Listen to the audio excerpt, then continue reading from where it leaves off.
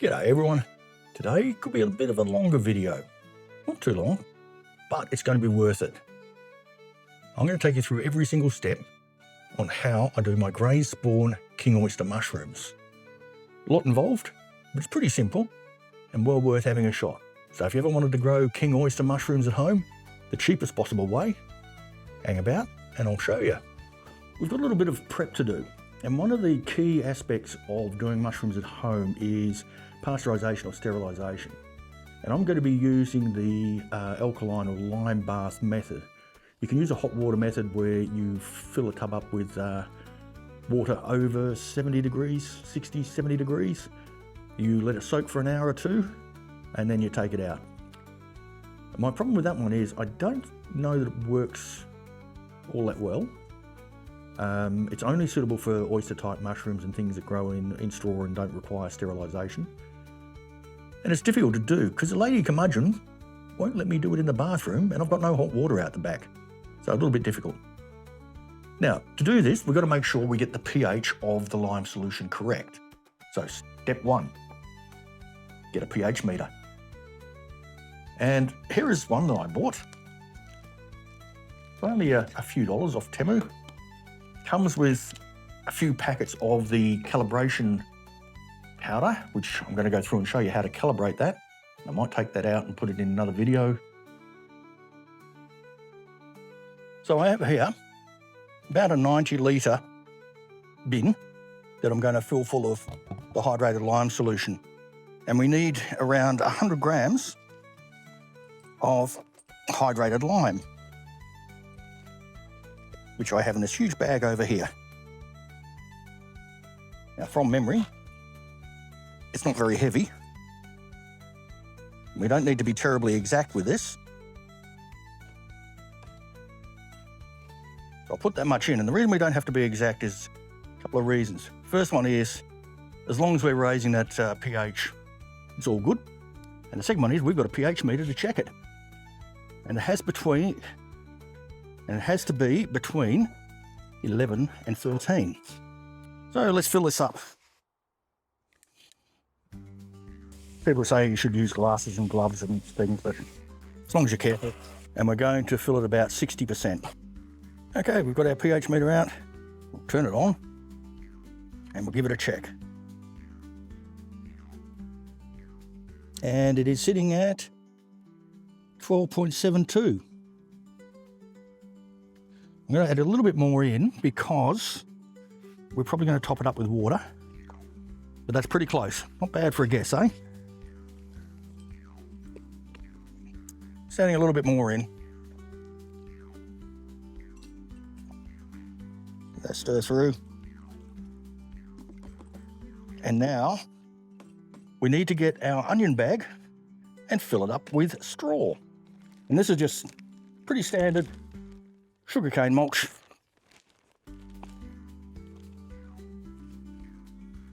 You can buy these anywhere, steal them from a greengrocer when they're finished with them. I'm sure they'd be glad to be rid of them. And we're just going to fill it up.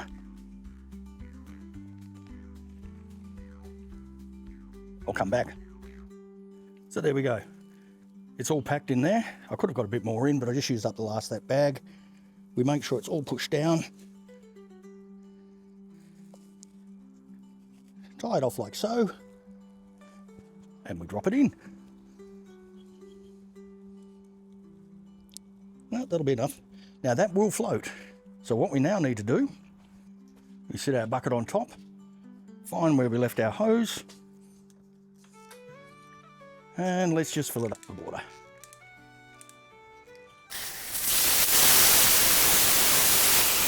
As I thought, it does need a little bit of topping up, so we'll do that.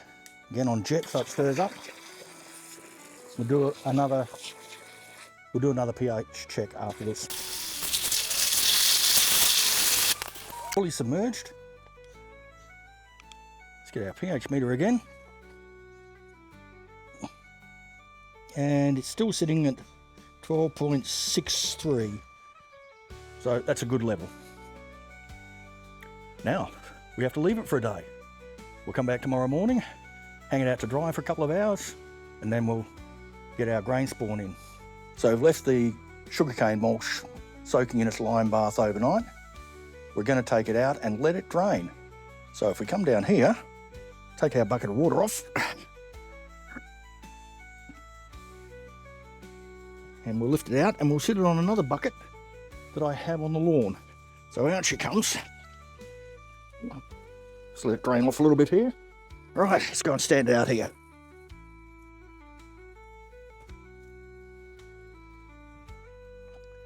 And the reason we do this is it's too wet at the moment. So we just want to let it dry for an hour or two. Then we'll come back and start bagging up. And here it is down here. Down here. Hopefully you're getting it now. Ooh, I can't bend like that. So it's just sitting on top of a bucket. Let it drain on the lawn. And all will be well. So now we've got probably one of the key things we need to do. And I've had a bit of trouble with contamination before. So we need to try and make sure everything is as sterile as possible. Now, I don't have a laminar flow hood which sort of sucks the air away or blows the air over it or whatever it does to try and keep the wild spores out. But what I do have is lots of isopropyl alcohol. A little jar like this costs you $10 or $12. 5 litres will cost you $60. So buy the big bottle if you're going to be doing this. Much better. And it's tasty with orange juice. No, it's not. You'll kill yourself doing that. Don't do that. So what we need to do is spray the area down, wipe it off with lots of isopropyl alcohol. Make sure that our hands are nice and clean. We've got our gloves handy, which we will also sterilise. And we'll be ready to start packing it up. Let's go. So this is just a little Temu thing that I bought. And we're going to be spraying every little bit of it. Getting all the creases and what have you. And now wet our tissue down. And let's give it a scrub.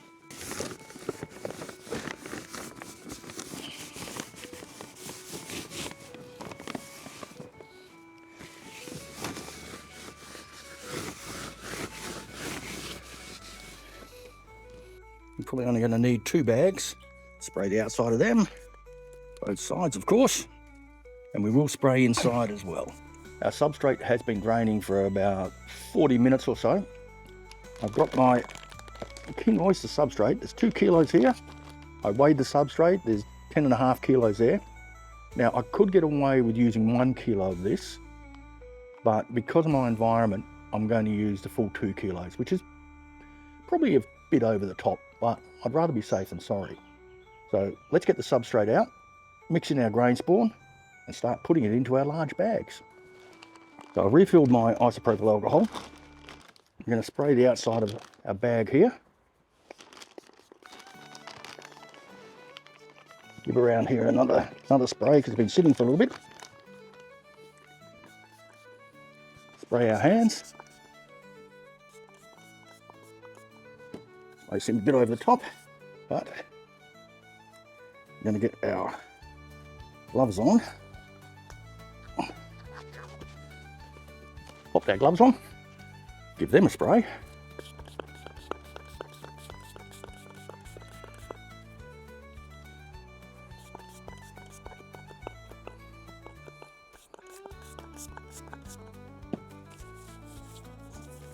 And we're going to empty our substrate out into here.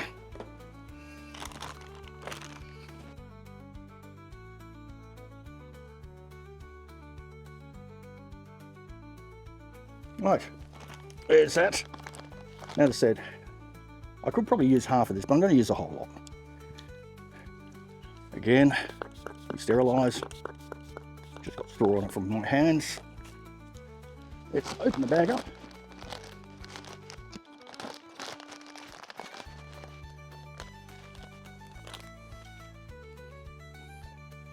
And on she goes.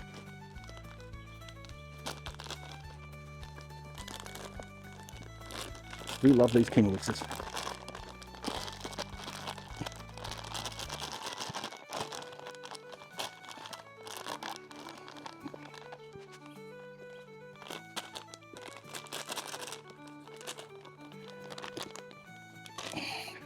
So let's break all this up.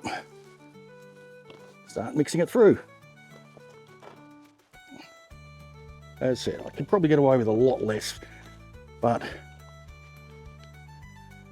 I'm happier to do it a little bit more expensive. You could probably get away with it if you want to try and save a bit of money. But to me, it's not worth it, because if I lose a bag, I've lost a lot more than the extra spray spawn I've used. I lose a bag, I lose $20. If I can save it all, or have it all come through and work, it's much better than saving a few dollars on trying to spread the grains. People say you should use glasses and gloves. That should do it. But as long as you care. Start filling our bags. And we're going to fill it about 60%. Now, we did sterilise these earlier, but being paranoid about cross-contamination, let's give it just another general spray outside. There. Start packing. I want to pack it in fairly tight. And these are rather large bags. If you run across any, just break them up. And I want to get basically half in each of these bags.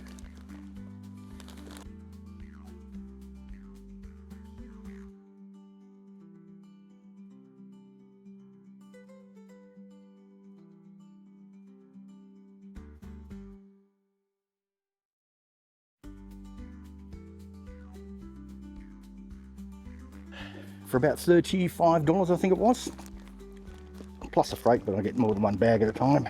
So at most, let's call it $40. $40 for about, let's say 10 kilos, make it easier. $4 a kilo for King Oyster mushrooms is pretty dang good.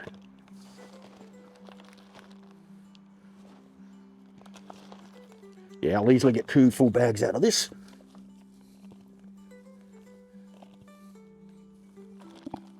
And I'll show you how you harvest them and cut them open later on.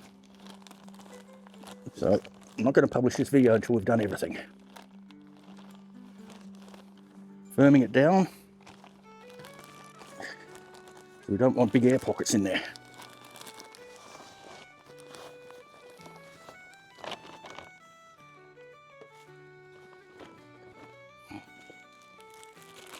I've got my smaller bags here. Sterilise it both inside and out.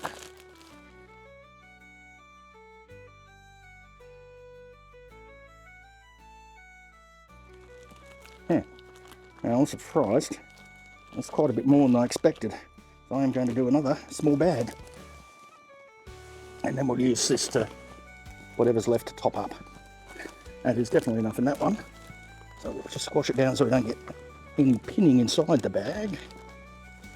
Inside the substrate.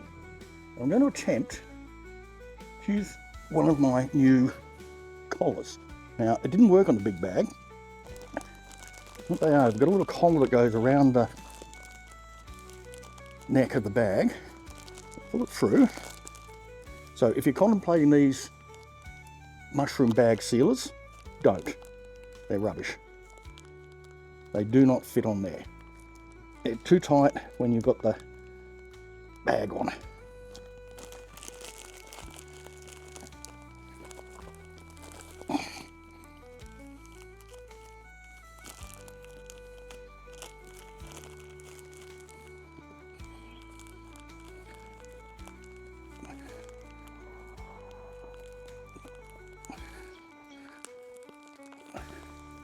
Alright, they sort of work on the smaller bags, but I wouldn't recommend them. We're much better off just going back to our cable ties. Just using standard cable ties for it.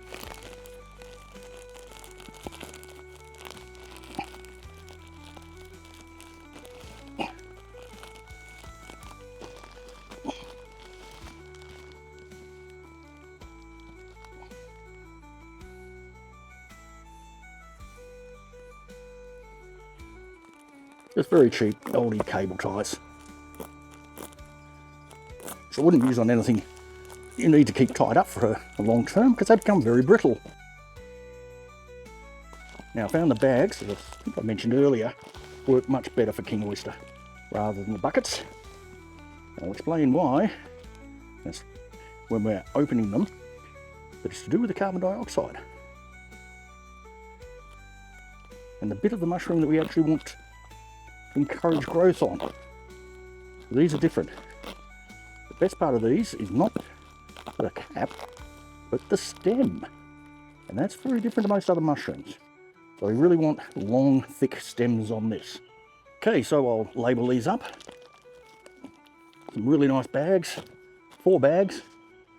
I reckon I'll easily get 10 kilos, probably 15 out of these, which makes for a cheap bunch of mushrooms. Okay, let's let them colonise for a couple of weeks and we'll come back and see how they're going. Well, we're back, but I mucked up the filming of this and did it in portrait instead of landscape. So I'm just going to go through a little bit on the opening of the mushrooms, even though I've already opened them and harvested, and we'll jump back and I'll show you what that's like. Apologies for that, but let's get one out. Okay, so this is one of the King Oysters, just a standard King Oyster. What we're looking for is the mycelium be grown all the way through, which it has. If you look at the next video, you'll see that better.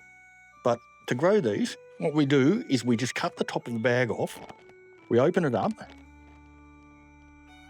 and what happens from here is we get a layer of carbon dioxide sitting in the top. A lot of humidity sits in there as well, so it keeps it nice and moist. But the King Oysters will try and grow up to reach the oxygen, which they need, giving us a nice long, thick stem, which is the best part of the mushroom. It's not the cap, it's the stem that we want. So for these particular type, we need to just cut the top off, leave them open, and wait for them to grow up and out of here.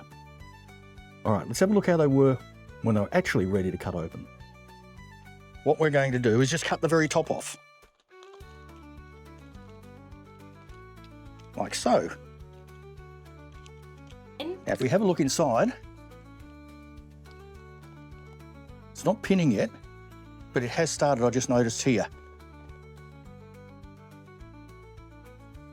So hopefully they will grow up and out.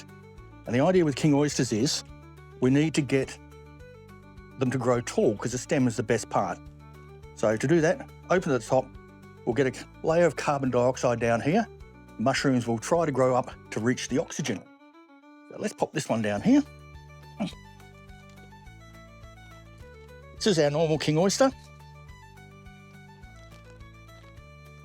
I think we've got some pinning at the side here again, and it's the same thing. We just cut the top off.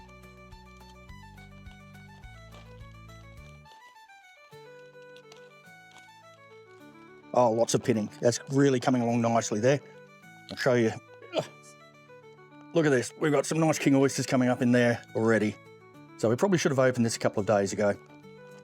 But I've been busy. So we'll pop that one down there. Well, we've cut the top off the mushroom bag. Been in the mushroom tent for a while. This is actually the second harvest, not the first.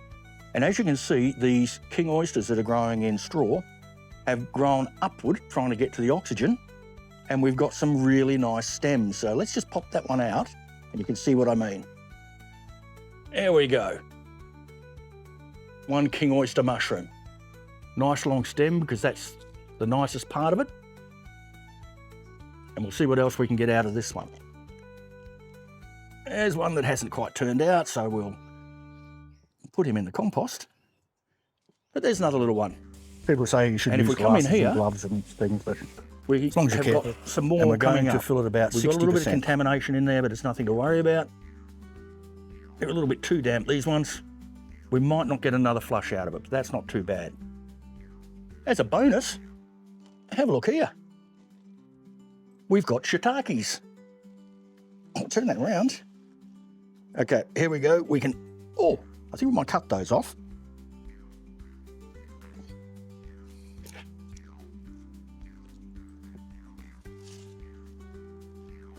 Where are we? Hello, Ruth.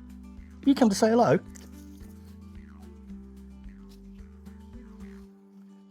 There we are.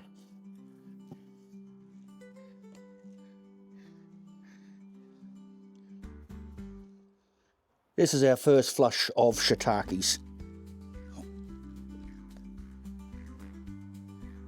And there he is. So that's not a bad little crop of shiitakes. I'll actually drain that off a bit. and we'll pop it back in the mushroom tent. So that's how we try and encourage our king oysters to grow nice and long, nice thick stem, by getting a pool of humidity and carbon dioxide in the bag, forcing them to grow up for the oxygen. What do you reckon? Not a bad second harvest on them, and an okay sort of harvest on the shiitakes for the first one. Let me know in the comments how you go with these. Enjoy life. Catch you in the garden.